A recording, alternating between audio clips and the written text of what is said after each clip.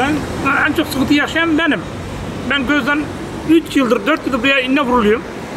Karşıya geçmekten bayağı bir zorlanıyorum. Şurada üst geçit gibi bir şeyler olsa gerçekten çok rahat oluruz. Yani gözümüzde görmüyor. Trafik sıkıntısı bayağı var yani öyle.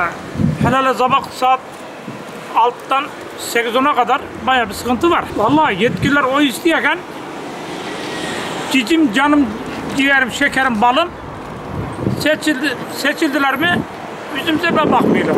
Abi zaten günde en az bir kere kaza oluyor. Bir alt geçişle üst geçiş yapmıyorlar.